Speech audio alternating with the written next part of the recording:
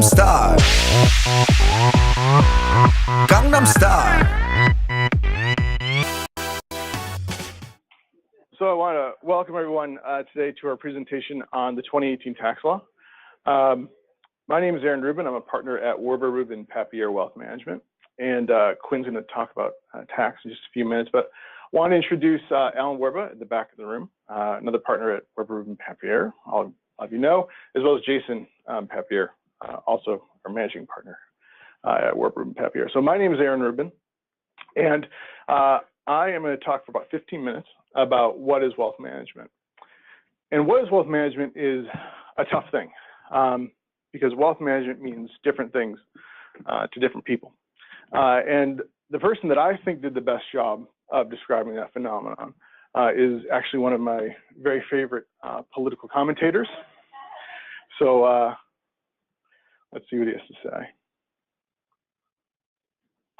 But there is something you should know about financial advisors. Even their name means less than you might think. The Financial Industry Regulatory Authority warns customers to be aware that financial analyst, financial advisor, financial consultant, financial planner, investment consultant, or wealth manager are generic terms or job titles and may be used by investment professionals who may not hold any specific credential. So financial analyst is just a fancy term that doesn't actually mean anything, sort of like brand ambassador or the John Oliver effect. Meaningless, completely meaningless. So John Oliver's right. Just the name wealth management doesn't really mean anything until you give some color to it. I'll argue that anyone who calls himself a wealth manager at least does one thing.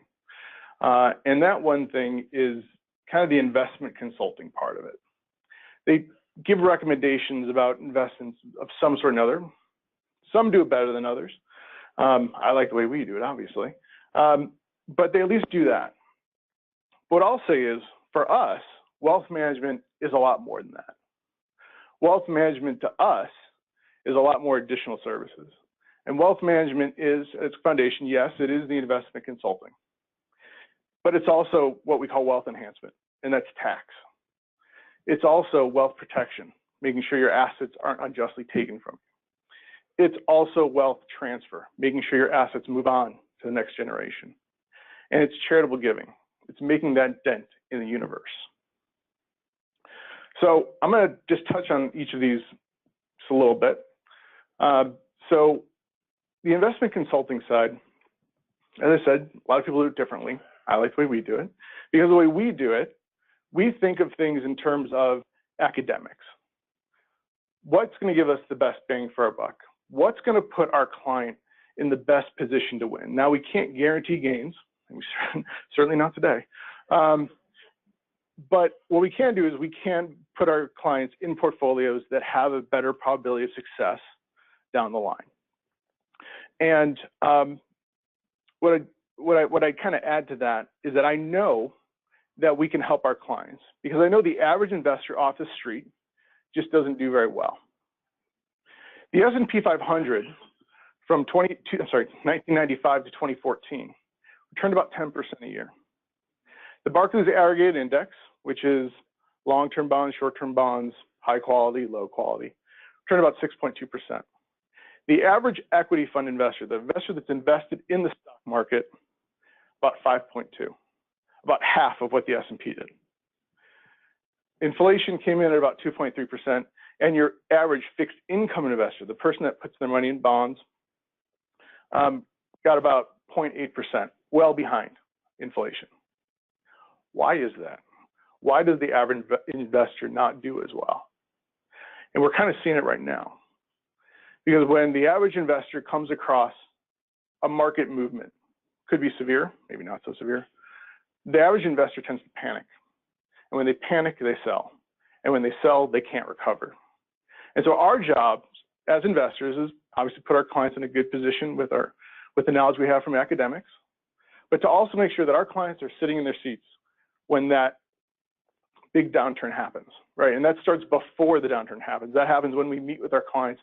We talk about their risks. We talk about how they feel about it, and making sure that they're in the right portfolio so that when it happens, not if, when it happens, when the market goes down, we're prepared. We also talk a lot about tax, the wealth enhancement side, because returns, gross returns, are completely irrelevant.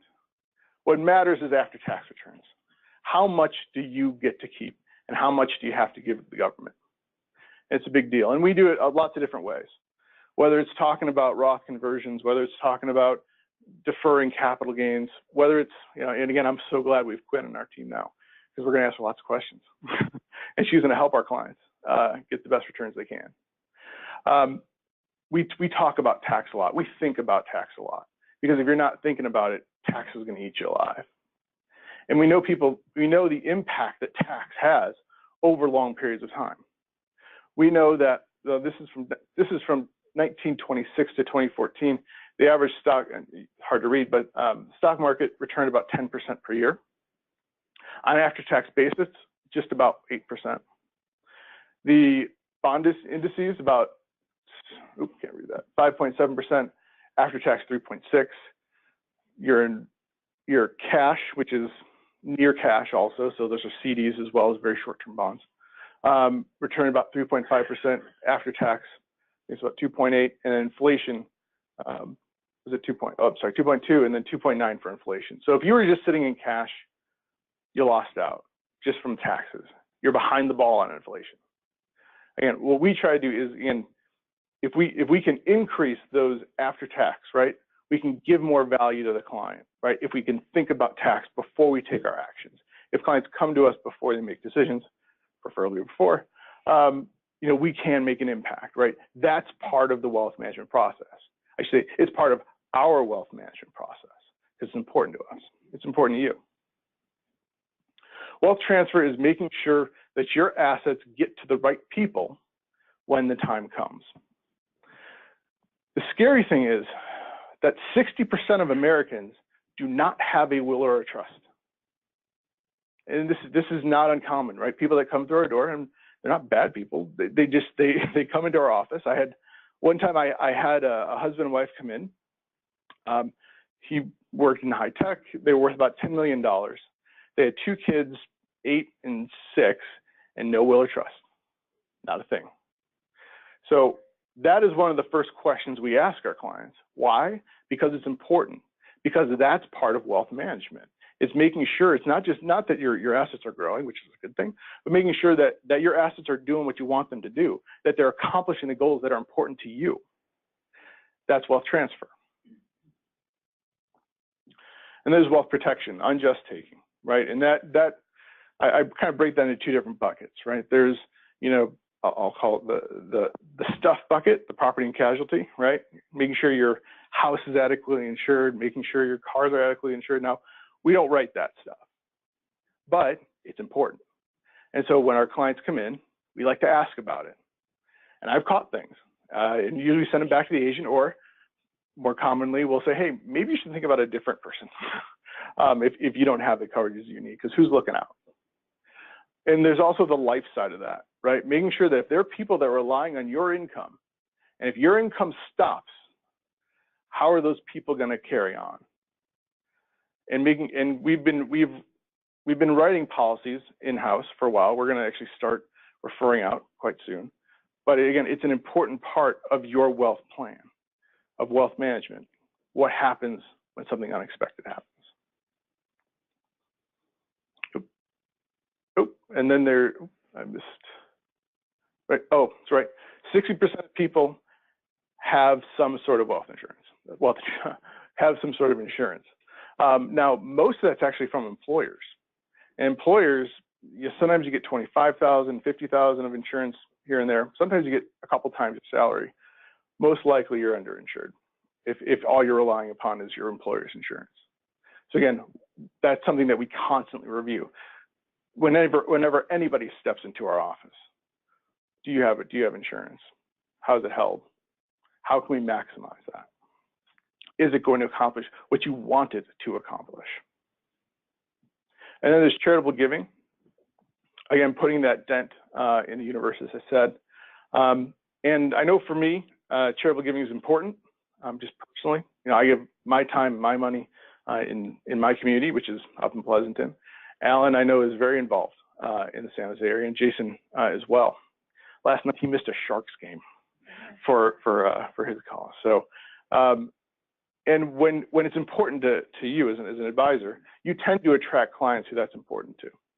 And so a lot of our clients want to know how they can stretch their dollar to make sure that things that they care about the most carry on once they're gone and they're not giving that annual contribution. And it's actually important to all of America. So this is charitable giving from 1976 to 2016. We could see a huge spike in the late 90s, right? Kind of tech boomish area. And then, of course, we have the tech bust, right? You see the line slipping down. Then we kind of recover again. And then we can see 2008, kind of looks like the stock market. And then, of course, it starts skyrocketing back upwards. So that in 2016, shy of $400 billion. I did the research. In 2017, Americans gave over $400 billion of their own wealth to charity. We're giving people, and it's important. So if you are trying to manage your wealth and you aren't taking into consideration this really important part of your life, what's important to you, you're ignoring something. And again, our job is to help you focus on that and try to maximize it. So Dwight Eisenhower said, plans are useless and planning is essential. All of our clients have a plan. But for us, the plan is not the end of the planning process. The plan is the beginning of the planning process. Because the planning process isn't just setting and forgetting. It's meeting with your clients, or it's us meeting with our clients. It's understanding, that things are changing. How can we change with it? What does that mean? It's an ongoing thing, right? It does not stop. Planning does not stop. So even though you might have a plan, that plan is constantly evolving.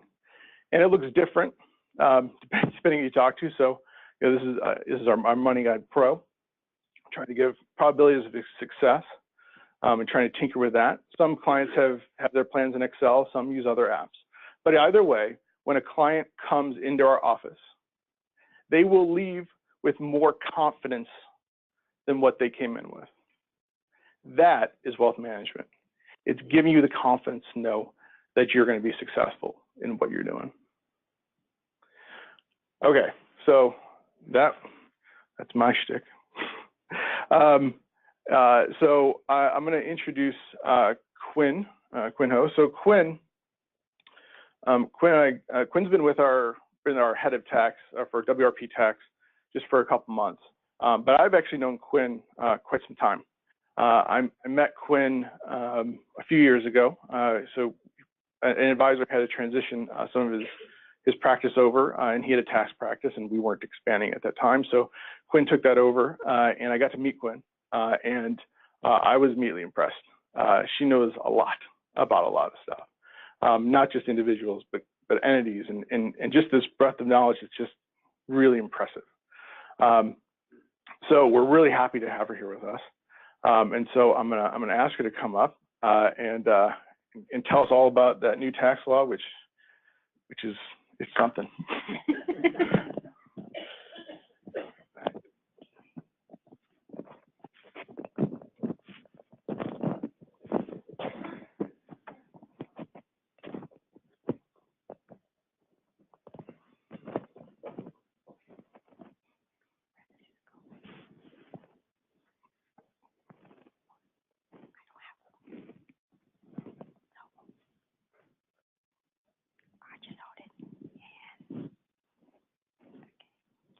Hello, everyone. Thank you for joining us today. My name is Quinn, and I head the WRP Tax Department here, along with the help of Darren Liu and Tian Din.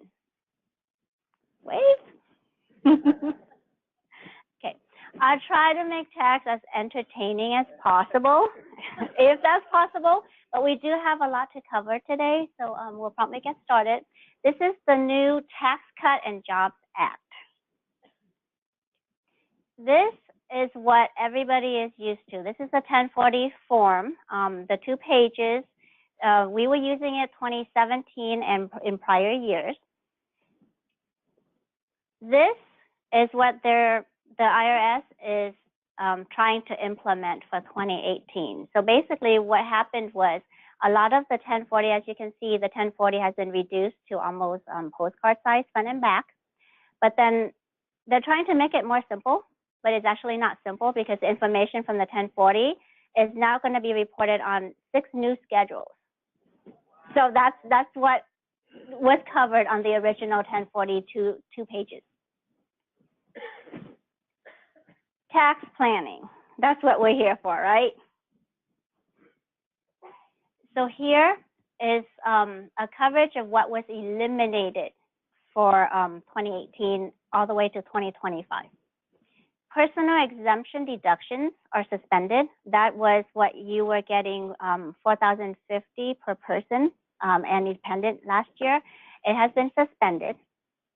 Phase out of itemized deduction based on HEI is suspended as well, but that's only because a lot of the itemized items that you were allowed to deduct last year has kind of been taken out.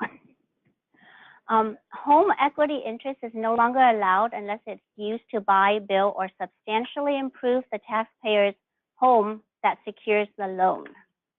So if you were using your equity line or a HELOC for paying colleges, tuition, or buying a new car, you can no longer deduct that interest on your itemized deduction.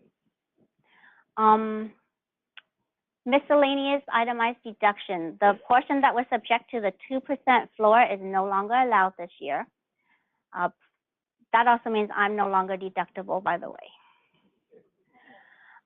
Personal casualty loss and theft deduction are eliminated unless it's incurred in federally declared disaster areas. Moving expense deduction and income exclusion is allowed only to members of the armed forces. No charitable deductions, no charitable contribution deduction is allowed for a payment to a higher educational institution in exchange for the right to purchase tickets or seating at an athletic event. Alimony is not deductible by the payer, nor includable in income by the recipient for agreements entered into after the end of this year. Beginning in 2019, the shared responsibility payment under the Affordable Care Act for not having minimum essential health insurance coverage is 0. So nobody has to pay for that penalty anymore from 2019 going forward. It's still active in 2018 though. So this will be the last year. So tax provisions that were reduced. Threshold for deducting medical expenses remain at 7.5% for 2017 and 2018. It will be going up in 2019. The threshold is going to be 10%. Home mortgage interest deduction is limited to new loans up to $750,000. So if your loan was in existence before the end of 2017, then you're still grandfathered in. Your loan is still covered up to $1 million. But if you take out new loans in 2018, you're limited to $750,000 in the loan amount. Itemized deduction for state and local income tax and property tax is limited to $10,000. That's going to hit California pretty big this year. Okay. Some good news. This is when you appreciate the kids, if you have kids as dependents. Child tax credit increased to $2,000 per child, subject to the phase-out amount in income. Family tax credit, you know, the dependents that you can no longer claim for exemptions, well, you get a $500 credit per dependent who is not a qualifying child.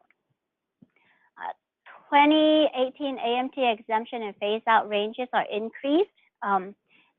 There are handouts that we can give to have the increased ranges amount. Estate gift tax exemption amount increased from $5.45 million to $11.18 million. Tax provisions that were changed. Long-term capital gain and qualified dividend income maximum tax bracket no longer follows the tax bracket for regular taxable income. Is that clear? Can everybody see that?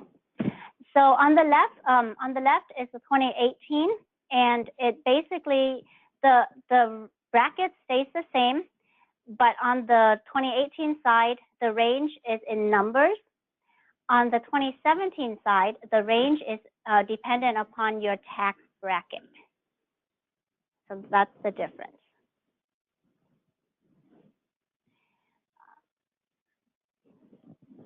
I'll let you read that. So on to businesses and its deductions. Businesses. C corporation taxable income will be taxed at a flat 21%.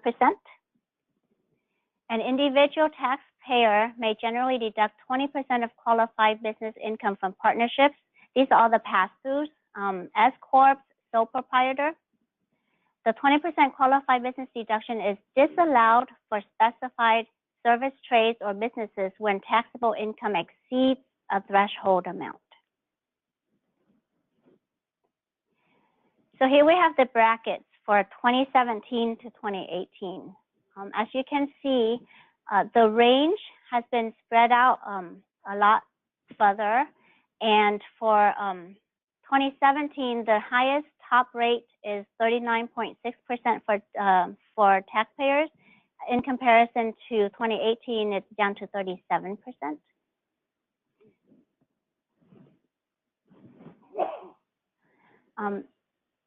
FICA tax stay the same. Head of household, again, we're down to 37% maximum.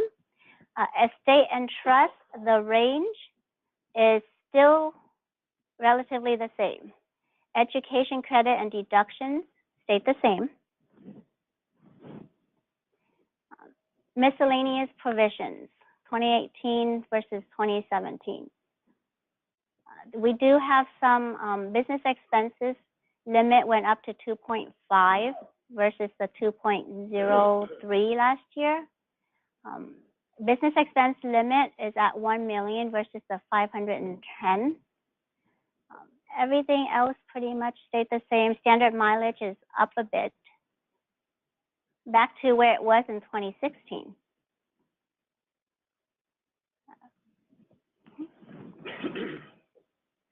Some more miscellaneous provisions. Maximum contribution for traditional Roth, still the same. Employee contribution, still the same. Everything here is still the same except for the state tax exemption, which is at 11.2 million. So on to strategies. If you want, max out on your tax deferred savings, tap into your good old IRA, and take advantage of the HSA if you can, if it's offered at your employer. Give away money tax-wise way. We have, because the standard deduction has increased drastically this year, many people will no longer do the itemizing because that would be a lower amount than if you do the standard. So some of the strategies revolve around the charitable contributions. If you bunch it up into 1 year and then take the standard deductions for a couple of years following that, then you'll be able to maximize on your deductions for the years.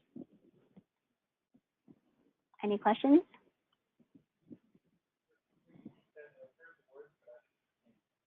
Okay, so for many people in prior years, because the itemized deductions were allowed, such as higher taxes for state tax deductions, as well as the miscellaneous deductions. So that allows them to be able to itemize on their tax return. Now, because all of that was taken out this year, and the standard deduction has almost doubled, actually it has doubled. So couples will be able to deduct $24,000 this year.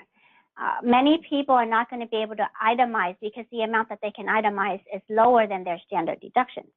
Okay, so because charitable contribution is still allowed as a deduction if you itemize, what you can do is instead of doing small amounts in contributions every year, what you can do is bunch it all up. Let's say if you bunch up 3 years into 1 year of contributions, then you can itemize because it's past that 24,000 threshold.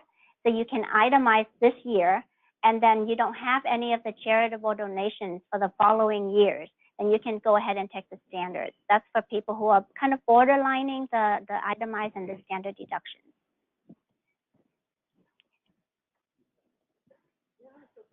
Sure. What will that do to the charitable organizations that you're giving to once they get front-loaded? Well, that's where these strategies come into play. There's charitable remainder trust, charitable lead trust, donor advice funds, and private foundations. If you use these vehicles, what will happen is you can donate in 1 year, and then you can control how much it's going out all the other years. So that will eliminate some of the problems with the front loading for the charitable. And Quinn, if I can interrupt for 1 second, since we're recording, if you don't mind repeating the question so that we can pick that up on our recording, that'd be great. Oh, sorry about that. Okay.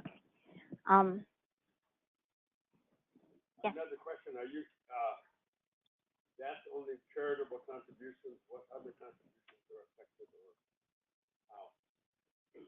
What do you mean by contributions? All the contributions. Well, other deductions, I think the only other ones that you can control is the medical expense deduction, kind of. So if you have major things that you want to do in terms of, say, getting your teeth done, things like that, sometimes you want to spread it through multiple years. What you can do is you can try and bunch it up into 1 year, depending on your income. But that's about all that you can really control in terms of itemizing.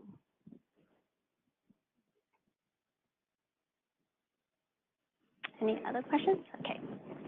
So going up to business, if anybody is kind of in the middle of a hobby versus a business, this might be a time that can push you over that edge a little bit and start a new business, because it will allow you to take advantage of the 20% net income qualified business deduction for your business.